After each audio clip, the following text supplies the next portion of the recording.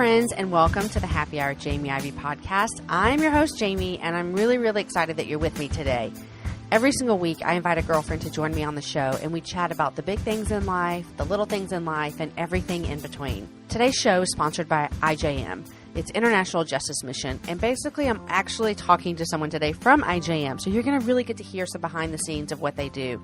But guys, slavery exists. We often think of slavery, which was abolished years ago and lives only in history books, but there are more slaves now than at any other time in history. In fact, 45 million men, women, girls, and boys are daily being bought, sold, trafficked, and used against their will. It's crazy, but guys, there's hope, and there really is hope, and IJM is bringing that hope. And it might seem too big, and we're going to talk about that today with Melissa, but there's a plan, and it's called Freedom Sunday. September 25th, we are asking churches to stand up and say this is not enough. Go to ijm.org/happy hour to find out more information. My guest for today is Melissa Russell, and Melissa is the Senior Vice President of Global Advancement at IJM. Today, we chat a lot about what IJM does, why it matters, and how we can all get involved. I know if you're like me, that sometimes hearing about awful injustices around the world is not really what you want to hear about. You're not thinking this is a happy hour. You're not thinking this is going to encourage you, but I want to tell you that this is going to encourage you a lot, and you're going to really think about how I can help. And Melissa actually addresses this overwhelming feeling so well. I was deeply encouraged to think about it the way she said to think about it when I'm feeling overwhelmed. Guys, as you're listening to this, I'm still in Ethiopia. So hopefully you're continuing to follow my journey there on Instagram. I'm over at Jamie Ivey. So I hope you're following us. And guys, if you're loving the happy hour, I would really love it if you shared it with your friends. The best way to help more people listen to the show is for you to tell them about it. And the second best way to have more people listen to the show is to get some more ratings and reviews over at iTunes. It's really weird, but it does make a difference. I want to thank Bookaholic 1986 for the latest review. She said, "Love Jamie and all her guests. Brings me so much joy to listen on her conversations. I find myself laughing and crying right along with them. Listen and love, y'all." She must be from Texas or something. And then Steeler Cutie said this podcast has become a staple on my hour commute from work. Love the guests and all the book ideas that I get. Guys, thanks for the review. It's super easy. Just go to jamieivey.com/iTunes. Leave a review, leave a rating, and it really helps people find the show. All right, guys, here is my conversation with Melissa. Thanks for coming on the happy hour. Thanks for having me. This is really, I've been looking forward to this. Well, I've been wanting to have you on for a long time, and I feel as though every time that something like that happens, whereas I've been wanting to have someone on for a long time, and then we have to cancel, reschedule, all this kind of stuff, it always feels to me like whenever we do finally get to connect, it's like it was meant to be then. Oh, good. Well, and I feel like that with us right now. Like, I feel like this has been probably, I'm going to just go out on a limb and say maybe the hardest couple of days of your career? Yeah. I would say it has probably been the hardest 2 weeks. Yeah. Most definitely. So let's jump in. And Melissa, you work with IJM, and I have talked about IJM on the podcast before, and I've been talking about it some more because we really believe in what you guys do. Aaron and I went to the Global Prayer Gathering, not this year, 2016, but the last year, and it was just phenomenal. And our mutual friend, one of your great friends, Jessica Honegger, is who even first told me about IJM. I didn't know. I feel like a lot of people don't know about IJM. How is that? Well, it is my favorite thing outside of my children to get to talk about. And that's part of what we're trying to do, especially in the church, is just talk more just about IJM's work, but about God's call for justice. And so I love that you've been to our Global Prayer Gathering because it's just one of the best things to get to be a part of. So I'm glad you were there. So how long have you worked for IJM, and what exactly is the mission of IJM? Give me that in a nutshell. Yeah, well, I've been with IJM about 8.5 years now, and the mission of IJM is to rescue the poor and the oppressed in developing countries around the world. So basically what we do is we're lawyers, investigators, and social workers, and in 17 field offices, we focus on different casework types. And we'll take a case, so for example, trafficking, we will go in undercover. So our investigators will go in undercover and they will seek to find children who are in brothels or institutions where they're being sold for sale for sex, and then we will conduct alongside the local police an operation to take them out, and then we have lawyers who help build the case against the people who commit those crimes, who hold these children captive. And that's just one type of casework that we work in, sex trafficking. We also do child sexual assault, police abuse, and land rights for widows and orphans. So, which I found I think that anyone that's been listening to Happy Hour for a while is not going to be surprised that this kind of, injustices happen around the world. But I do think that a lot of people don't realize what goes on outside of different countries, especially in people and countries and villages who are poverty stricken. One thing I was totally surprised about, Melissa, when I went to that prayer gathering was the land stuff. Yeah. I mean, I honestly had never heard of that in my entire life. And I don't think I've heard of everything, but still, I was just like, man, I would have never thought about this happening. Tell us what happens. And I think I prayed for this in Uganda. Am I right about that? Yeah, that's what our casework focuses on in Uganda. We have 2 offices there, one in Kampala and one in Gulu. And yeah, it sort of sounds a little benign when you say it, land theft. But what happens is, especially for women, is when men who they are married to pass away, typically the typical scenario is his family will come to claim the land. And if you are familiar with Africa, you know that is the primary way that people make not just their living, but they feed their families. And so what happens is they actually don't have a fallback plan. So if something were to happen to me or something were to happen to my husband and I needed to go, I have lots of people I could go and stay with. I could go and stay with my parents. I certainly have friends I could go and stay with. That is just not what it looks like for these widows and these orphans in the developing world. And so it completely decimates their life. They go hungry. They are subjected to further violence because of it. And so what we work on there is making sure that widows have the correct access to their land. Which we fight for their land for them. Which seems so ludicrous here. Like that just is like, what? Like someone can just come steal my land? But then when you think about it, it is like their whole entire livelihood is caught up right there in that. What brought you to work with IJM? I heard about IJM. I was in Austin, Texas, and I know. And my pastor of my church, his name was Bill Boyd, gave a sermon on justice. And, he started to give some stats that I had just never heard of. And, I was a journalism major in undergrad. I sort of fancied myself as someone who is not unfamiliar with current events. And I just had no idea that some of the issues he talked about were going on in the world today. And so he said this one thing at the end of his sermon. He said, if you want to hear what God is doing about this injustice around the world, you should visit ijm.org. And I did. And what I loved about it, I became a donor, actually, is how I just step by step became engaged with IJM, gave a gift that day. There's just something about God's call for justice just in the scriptures that spoke to me that morning in church and gripped my heart and has never let me go since. And then you began working for them, and now you're in D.C. and... Yep. Yeah. Exactly. Yeah. How do you think, let's talk through this real quick. How do we make this, these things that happen, how do we make them matter to us here? You know what I'm saying? Don't you feel as though people can live in America and other places in the world as well? I'm not just calling out America, but we could live here and we could go our whole lives and not know about a widow losing her land and then dying, and not know about children being forced into labor camps in India. How do we make this issue matter? Yeah.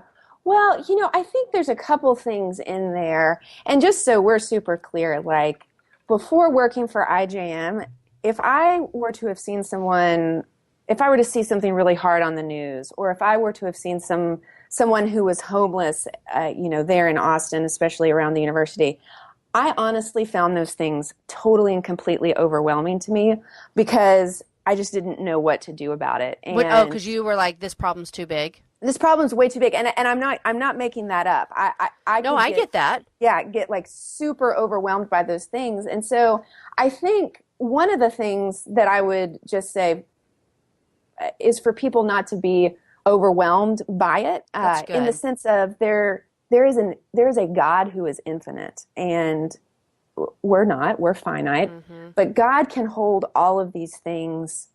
He can hold the small things. He can hold the really big things, and they do not overwhelm him. And so I feel like if we can enter into that conversation about these things around the world, knowing ultimately these are God's things to carry, and we can be a part of that, it kind of takes that weight off, and allows us, I feel like, to enter into it. I think also, and as we enter into it, so I think there is a level of just being willing to expose yourself to the things that are going on, but not to be overwhelmed by them, and to pray for them, and to support them. And I think really centering ourselves again, just like Scripture. So like rooting ourselves in, if we believe the Bible is true and God loves justice and God is going to fight for justice, and he does just ask us to show up with whatever it is that we have. And so honestly, those are the things that help me too, because I'm also a mom. I spend my time on soccer fields, and I can't carry this all of the time. And that's okay. I don't think God's asking us to do that. I do think he is asking us, though, to enter into it, trusting in him to show up. That's good, because I think that feeling that you just described, of the overwhelming feeling, I think that would be probably the number one feeling that people get when they hear things like this, is just, it's too much. There's nothing I can do to help this situation, and so I can't think about it, or else it'll just bury me. It's just overwhelming. And I get that. When you were describing that, I thought, I feel that sometimes, even just in the past 2 weeks with you guys and what you've been through, and we'll talk about that in a minute, but it just felt so heavy and overwhelming, to where you just kind of go, I don't know what to do. And so even just your words of encouragement of but God can carry it. That is his load to bear. It is his load to bear. Yeah. And he wants to carry it. It's not like we're pouring it on him and he's like, oh, for the love, more, I can't do this. He is so graciously willing to do that.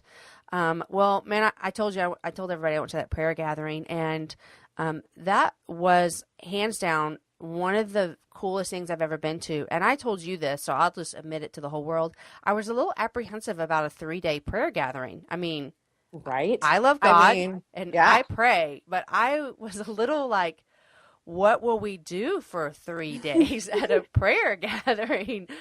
But I was totally impressed with you guys, and it was the thing that I liked about the most is it made the overwhelming feeling that you're describing, for when you look at here's what IJM does, here's all the big problems in the world. It brought them down into little bitty stories that we could see while we were there, to say, look at this victory. And I think that was great, and I appreciate you do that. I'd love if you shared a victory that you guys have had, and I know you guys have them often. Yeah. So I want to hear about the victories that IJM has seen happen because of the work that y'all are doing.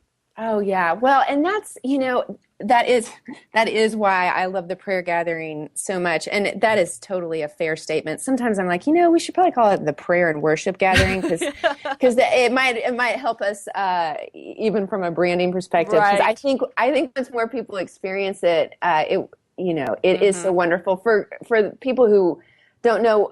We have these 17 field offices around the world, and that's when people come back from the field to share the stories, and they invite us to pray for the things that are hard. And that is what is so wonderful to me, is seeing things that are impossible become possible. And they're just these modern day miracles. And one of those, I would say, recently has been our work in the Philippines. And so when we started working there, we worked on sex trafficking of children, and just a horrific crime that was pretty rampant there. And, I would say over a 7-year period, that crime has decreased 80% from when we started. And what's wonderful about that, the Gates Foundation had actually given us a grant to really deep dive into how we measure it. So we did sort of before we started our casework there, we measured the prevalence, and then midway at like 4 years,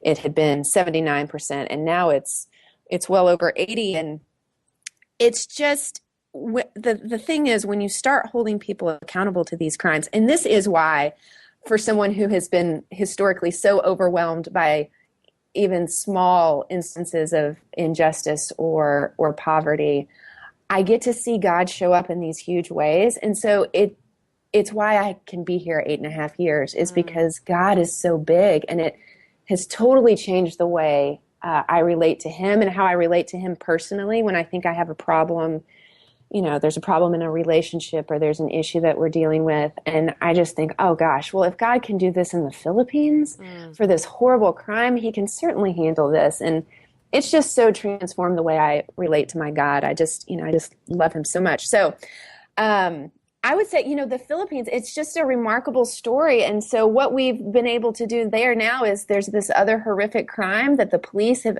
invited us to tackle with them. And we are, we're entering into cyber sex trafficking of children now.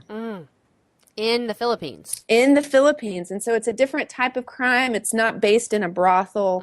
It's because the internet has really, internet access has really expanded there. It's an English-speaking nation. And so there's just this crime of showing children, and it's live abuse that happens, and it's directed by someone on the other end. And so it just, as technology is more accessible in more rural parts of the Philippines, this crime becomes more rampant. And so we have this year launched a program with the Philippine police to address it. And so anyway, and that it's just encouraging too, because initially the Philippine police were not addressing these types of issues. And, after working with them for so many years, like they are ready to tackle it. They still need support to tackle it.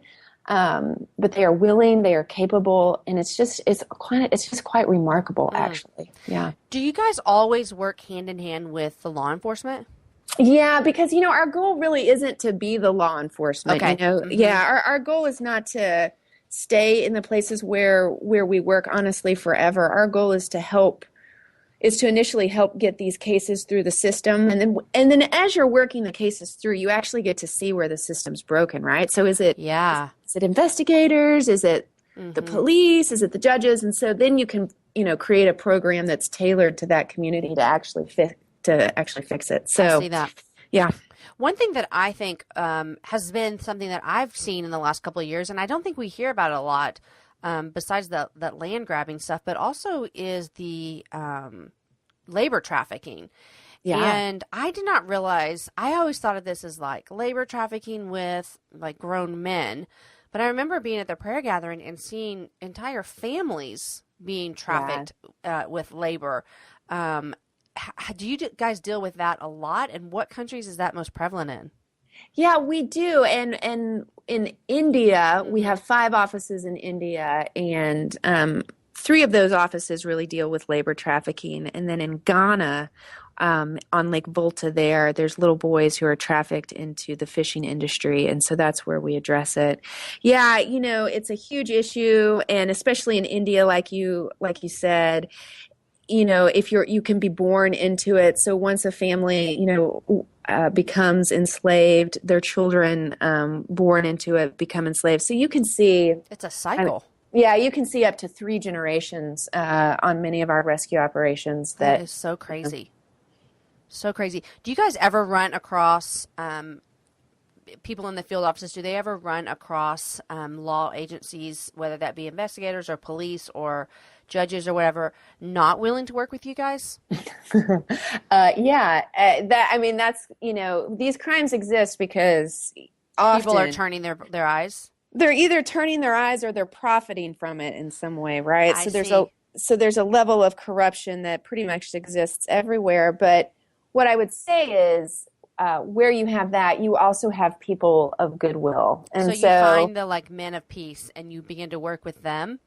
Totally. I see. Exactly. And you, over year, it's a commitment. So it's not something that gets fixed, in 6 months. For sure. But over years, part of what also have to just provide is hope to them as well. Their system has been broken, and so they don't actually think it can change either. And we've done it now in so many places, in so many different types of casework, in different cultures. And again, the bottom line is, if you can hold people accountable to the crime, it creates a deterrent. And no one wants to go to jail for this. So you make sort of the cost of doing business too high that way.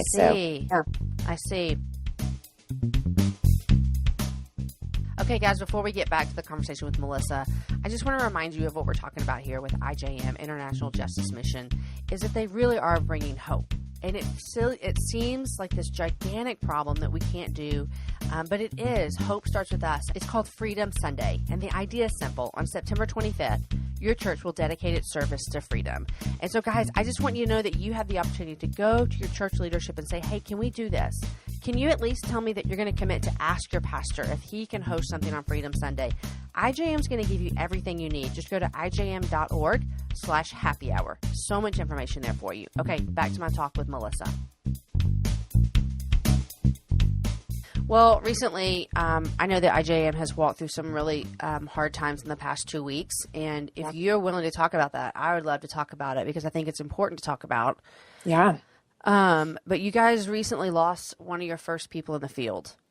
We did. We lost our first colleague. His name was Willie Kamani, and he worked as an investigator in our Nairobi office. And he, was a human rights lawyer by trade, and he was with our client Jehoshaphat in a court case where Jehoshaphat had been, really blatantly abused by police. We work on police abuse of power. Mm-hmm. So in Nairobi, the police can abuse, arrest innocent men and women, and they're just not held accountable for it. And so this was one of the cases we were working on, and following, defending, Jehoshaphat in court, being with him there, Willie and Jehoshaphat and a close trusted driver, Joseph, were abducted and killed in the last week. And so, yeah, it's been devastating. It's devastating for our team. IJM is a very tight community, a very tight global community under this shared cause, seek justice. So yeah, it's been hard. I can imagine. I remember hearing about it and just like telling Aaron, and look, it is emotional to me as well because we lost someone in our church body a couple of years ago that was like part of the team. You know what I mean? And you just feel like it just kind of takes your breath away. And it also is just, you see like the injustice that he was fighting for. And he was such a fighter for it, and then this happened. The exact injustice I'm sure that he's fighting is. So what happens next? Like, what happens are people going to be held accountable for this? Yeah. So, the very crime he was defending others against, is what took Willie's life. And so in his life, like you said, Willie was awesome. And he was a real fighter. And so in his life, and Lord willing, through his death, justice will be done. And not just for these three men, but really on behalf of thousands and thousands and thousands who suffer this abuse. And so we have put a really hard charge out. We have a petition. It's justiceinkenya.org. And we're asking everyone, the global community, to sign on to that, to really put pressure on the Kenyan government to fix this problem of police abuse. And so far we're at a little over 30,000 today who signed on, and I'm just praying that the global church steps in and picks it up as well. And what we've seen so far is there have been some arrests made. We really want everyone who was complicit in, the crime to be held accountable, and those who turned a blind eye in their leadership, because it's been something that we especially suspect has been going on for quite some time, and have evidence of that. So what will this petition do? What will you guys use this for? Do you go to the government and say, look, these people all over the world are saying this is not okay? Exactly. So, that is really what our team on the ground has said, and I've been just so incredibly grateful. our friends from the State Department, from government officials in other countries, just my good friends who have these wonderful social media platforms. You've been wonderful.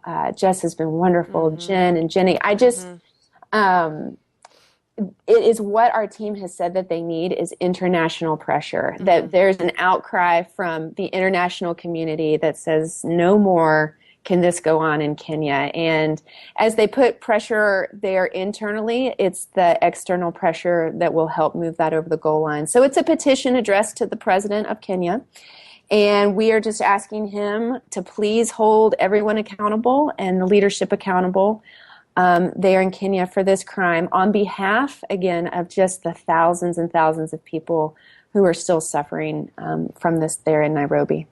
Yeah, and I think the great thing that you guys are providing for us to do, even as this seems overwhelming, is a very simple step that can make a big difference. It's just to go and sign this petition, and it can make and to know this is making a difference.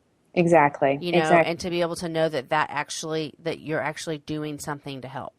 Exactly. And I just wish I could. I wish I could have all of my colleagues in Kenya on the phone just to tell everyone how encouraged they have been so far from just the public from around the world signing up, both because they just love their colleague and their client and their friends so much, but it's what they spend their life, Willie laid down his life for this, and it's what they spend their life doing. And so it's what they know will move the ball, and so they just to see this has just been so wonderful. It's so wonderful for our organization. I am just so overwhelmed. I love the body of Christ. I love seeing how people get to be a part of it in different ways, and it really matter. So that's awesome. And people, they have heard me talk about this on here, and you'll hear me talk about it some more. You guys are doing something called Freedom Sunday, and you're really just asking churches, like you're saying, we're asking the local churches to get up and say, this is not okay, and we want to talk about this. Yes. And you guys are providing stuff for them. And so there's actually, I didn't plan on doing this, but because I'll say it in the sponsorship before and after, but if you go to ijm.org/happy hour, there's ways that you can find out how to host a Freedom Sunday. And if you're hearing this and you're like, this isn't okay, I want to talk to my people at church about this, there you go. Yes, exactly. And we have tried to provide every resource. Just like I told you, I heard about IJM in my church, and it was because my pastor talked about it, and he shared God's heart for justice for me, and it just made such a profound difference. And that is just truly my prayer, that God's people would step in, and that the church would be synonymous with justice. That if people are talking about Christians, they're like, well, those are those people who just care so much about the poor around the world, and like that it just becomes sort of one and the same. And so I'm just praying that the Holy Spirit would come, and that people would use their access to leadership in churches and say, hey, I know this is what God loves. Can we start engage in your local communities as well? For sure. There's just so many opportunities. Yeah, so that's my prayer. If you go to that website, there's all kinds of information and stories that you can watch. It's even if you're, don't know if you could do that at your church, I recommend you go in and check it out. Totally. Melissa, I'm proud of you guys and what you guys are doing. Thank you, friend. It's a joy to watch, and I love what Gary, he started IJM, am I right? Yeah. Gary Haugen. Yeah, Gary Haugen says God has a plan to help bring justice to the world, and his plan is us.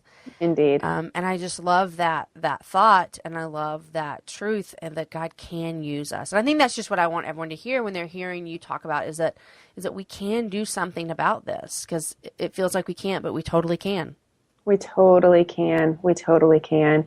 And again, it's God's pleasure to move. I mean, God loves justice. Oh, he loves it so much. And he is pleased to move. He is moved on, by our prayers. He's moved by our action, just showing up and doing miracles. And it's almost, it's honestly crazy, the miracles that get done in the field. It's just amazing. So, yeah. Well, I'm so happy for you guys, and I hope that, everyone can go check out IJM if they've never heard of you guys.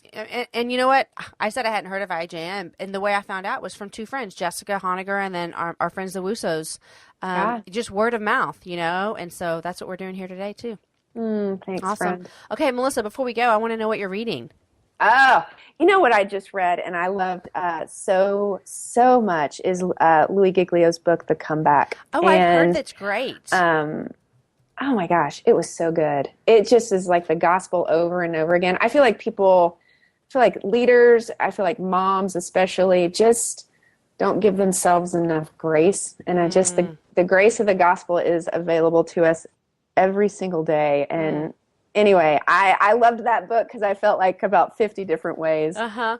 Louis was like using just a really wonderful creative way of, hitting that home. Oh, So, that's awesome. yeah. Really cool. I just recently read, it's called A Mile Wide by Brandon Hatmaker, and I think it comes out in September. So it comes out soon. Awesome. I know, but I'm sure you can like pre-order it or whatever. But it's really good. That's awesome. I would love to read his book. I'd love to see how his humor compares with Jen's. So we'll have to. It's different. It see. really is. Yeah. I think I describe the book as like this kind of this big brother who's telling you like that it's okay, to walk through the road that you are, and how to like find this richer, deeper life in Christ and the local church. It's really good. I can't wait. Well, I look forward to reading that too. That's awesome. Yeah, super good. What are you loving these days? Man, I'm loving the fact that Whole Foods opened up a store near our office. So that makes me super duper happy. And I love I love these shoes that I have. They're called Teeks. I know I've heard everyone. about these. They're fun for DC. Like they're cute. They fold up when you got to walk. You don't want to wear heels. I love that. I love cuddling with my kids at night. Those are some of the things I'm into. You don't actually live in DC though, do you? No, we live just outside of DC. Every time someone says we live in DC, they're like, well, not actually. Does anyone live in DC? They totally do, and they're really fun, vibrant 22-year-olds that, work on the hill. No, lots of people live in D.C. We do live just outside of D.C. in something that looks, honestly, like Stars Hollow. It's called Falls Church. And Stars Hollow, for anyone who watches Gilmore Girls, will appreciate that. There you It's go. like super small, but, it takes me 20 minutes door to door. When we were there, not only did we love the prayer gathering, but we loved like the restaurants we went to. We went to some quaint little street that was just so cool. I mean, Aaron and I both said we want to come back. In fact, one of our favorite cookbooks that he cooks from all the time, we got, and it was like this breakfast place. It's probably really famous. It probably is. And I just don't know what it is. I love DC. Coming from Austin, it's a great city because by code, the buildings can't be too tall. So it's not like you're overwhelmed by a skyline where you can't see green. And there's tons of green space. And so lots of people are active just like they are in Austin. So we felt that as well. City. Yeah, we got there literally, and I don't get this, but I guess you guys get it. What are y'all's trees? The pretty trees. Oh, the cherry blossoms. Yeah. They're like, you just missed the cherry blossoms by one day. And I was like, what? One day? It's crazy. It literally lasts for, about a week, and it is the most gorgeous thing, and then it's gone. That's so what they I'm said. sorry. Next time you'll have to come back. Yeah, it was fun. Okay, Founding Farmers is the restaurant we went to where we got the cookbook from. That is so great. They also have another one like Fisher's, Baker's, something. It is so good. Aaron cooks out of that. It makes me very happy. Oh, very happy. It should. It is good and right to do that. Very happy. Well, I know that you have stuff you have to do, and I'm so glad that you came on. And thanks for having me, friend. I love every time I get to see you. Have I told you about the first time we ever met at that restaurant in town, Guero's? Yeah. Did I tell you that I almost didn't come in? Why? Because I had this really like middle school girl moment. Where I think it was at the very end of If, and you and Jessica Hanna were there, and a bunch of y'all's girls that you had gone to on the IJM noonday trip. Where did y'all? I can't remember what country y'all went to. Yeah, we went to Rwanda. Yes. Oh, I'm so glad you came in. I know. And so y'all were all sitting there, and I walked in, and I looked back there, and I knew like two people, and I just I was overwhelmed. I had been working all weekend at If, and I just thought I can't do it. And so I left, and then I texted Jess and said something, and she's like, please come. And so then I came back, and that's how we met. Oh, I love that. I probably just hugged on you the whole time and probably made you feel uncomfortable, but I was so glad you were there. You didn't. You scratched my back, and I thought this is I the know, best place I could ever be right now. I mean, that's so great. Of course I did. Of course you did. It was so wonderful. Melissa, thank you for what you've done. I have been praying for you guys, and I appreciate it. For you and for your organization, and for all of the families of Willie and Josephette and Joseph. So, yeah, please keep praying. Thank you, friend. Thank you. It's good to be with you. It's so good to talk with you. So wonderful. And I will put all the links up so everyone can find everything you guys do. So, Melissa, thanks for coming on the Happy Hour, and have a great week. Thanks, Jamie. Have a good trip. Guys, I am so thankful for the work that IJM is doing, and what a joy to have Melissa here to share with this. I'm going to have all the information for you to sign up for the petition on my webpage, jamieivey.com. And I just want to remind us, I said it in the show, but Gary Haugen says this, is that God has a plan to bring justice to the world, and his plan is us. And I think IJM is doing a great job of helping us actually accomplish that. And we're asking you if you want to stand up with them on Freedom Sunday. And they're giving you everything you need to kind of do that. They're even going to give you someone from IJM to personally walk you through the process. They're going to give you talking points and videos. They're going to answer all of your questions. Go to ijm.org/happy hour. Okay. And you're going to click on Host a Freedom Sunday.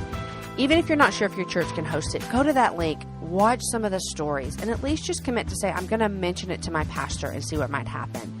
Guys, next week, my guest is Catherine Wolf, and you're going to love it. Catherine suffered a major stroke in 2008, before she was even 30. And now she is seeing her suffering as a gift from God. And I promise you're going to love our conversation. And I was just so encouraged in chatting with her. And she makes me laugh, and she loves food, and she's a mom to 2 boys. It's just going to be a really fun hour. So join us next week. Today's show is edited by Knox McCoy, and the music is from Jason Poe. Guys, enjoy your week. Share the show with a girlfriend and have a happy hour with a friend. I will see you guys next week with Catherine Wolf.